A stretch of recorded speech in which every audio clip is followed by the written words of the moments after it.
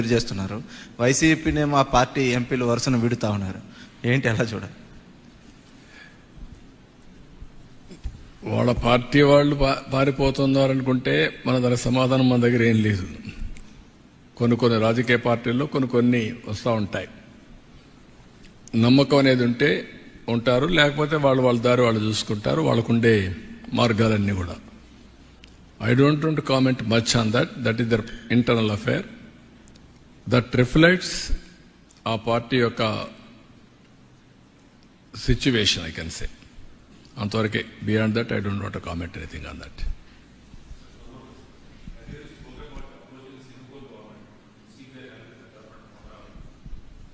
అంటే ఇప్పుడు మీకు ఏమైందంటే బ్రదర్, రెండు ఆస్పెక్ట్స్ ఉన్నాయి ఇక్కడ. అందుకే పదే నేను చెప్తున్నాను. మళ్ళీ నేను చెప్తా ఉంటే ఏమవుతుందంటే ఏదో నేను కామెంట్ చేసినప్పుడు కొంతమంది అనుకోవచ్చు. Singapore government is one of the most respected government globally. am I right? ఇప్పటికి కూడా వాళ్ళకు ఒక క్రెడిబిలిటీ ఉంది, ఒక విశ్వసనీయత ఉంది, ఒక ఇంటిగ్రిటీ ఉండే గవర్నమెంట్ అది. వీళ్ళు ఏం చేశారు? ఫ్రీగా నేను అడగతానే ఒకప్పుడు హైదరాబాద్లో సింగపూర్ సిటీ కట్టాం. ఎవరు కామెంట్ చేయాల. ఎక్కడ కట్టాం? ఉప్పల్లో కట్టాం.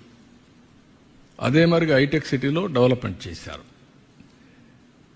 అక్కడుండే లీ క్వాన్ యూ దగ్గర నుంచి మళ్ళీ మొన్నటరుకున్న లీ దగ్గర నుంచి ప్రైమ్ మినిస్టర్స్ అందరూ నేనంటే గౌరవంగా ఉంటారు. నేను పోయి అడగతానే మాస్టర్ ప్లాన్ తయారు చేయడానికి ఫ్రీగా చేసి ఇచ్చారు.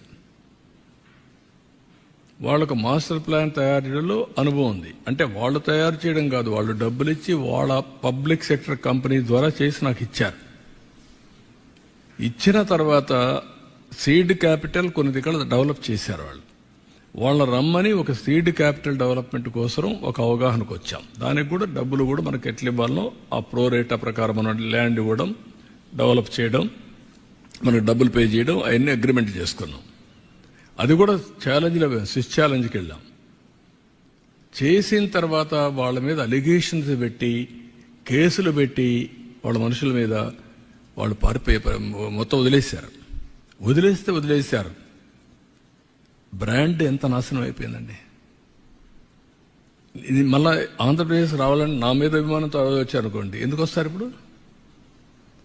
దే టేస్టెడ్ ది ఇది కదా వామ్త్. వీళ్ళు చేసిన అరాచకాన్ని చూసిన తర్వాత ఇక్కడికి వస్తారు. అందుకే నేను మీకు పదే చెప్తున్నా, ఏ రాష్ట్రంలో కూడా ఇలాంటి విషయాలు ఎక్కడ జరగలేదు. ఒక వ్యక్తి మీద కోపంతో వ్యవస్థని సర్వనాశనం చేయడం, ఎకోసిస్టాన్ని కిల్ చేయడం. నేను అమరావతి స్టార్ట్ చేశాను కాబట్టి అమరావతిని నాశనం చేయాలి. నేను పోలవరం ప్రారంభించాను, పోలవరం ఉండకూడదు, నామరూపాలు లేకుండా పోవాలి. ఎవరికి నష్టం? అలాంటి కంట్రీస్, దుబాయ్, నేను అర్లీగా ముఖ్యమంత్రిగా ఉన్నప్పుడు హైదరాబాద్లో నాకు క్రౌన్ ప్రిన్స్ ఇప్పుడు రూలర్ చాలా క్లోజ్గా ఉండేవాడు. నేను ఆయన ఇన్ఫ్లుయెన్స్ చేసి ఎంఆర్ ప్రాపర్టీస్ ద్వారా విల్లాస్ కట్టి అక్కడ కన్వెన్షన్ సెంటర్ 7,500 మందికి ఇండియాలో first of it's kind convention centre with hotel with exhibitions మనం కట్టాం క్రాస్ సబ్సిడీతో. దేనికి పనికి వచ్చింది? అది హైదరాబాద్ డెవలప్మెంట్ పనికి వచ్చింది. లేదు ఇచ్చారు కాబట్టి మేము కొట్టేస్తాం, కూల్ చేస్తామంటే దట్ ఇస్ నాట్ కరెక్ట్. అదే ఇప్పుడు జరిగాయి. దానివల్లనే ఈ ఇబ్బందులు వస్తున్నాయి. ఆ బ్రాండ్ సర్వనాశనం చేయడమే కాకుండా ఆంధ్రప్రదేశ్ అంటే గ్లోబలీ అసహ్యం వచ్చే పరిస్థితికి వచ్చింది. We have to clear. మళ్ళీ చెప్తున్నాం, ఒకసారి తప్పు చేశారు మా వాళ్ళు, ఇంకెప్పుడు తప్పు చేయరు. కాబట్టి మీరు కూడా పాజిటివ్గా ఉండండి. Andhra is the best place. ఇవి ఇన్వెస్ట్ అంటున్నాం, ఇప్పుడిప్పుడు వస్తున్నారు. దీన్ని లాజికల్గా తీసుకెళ్తాం.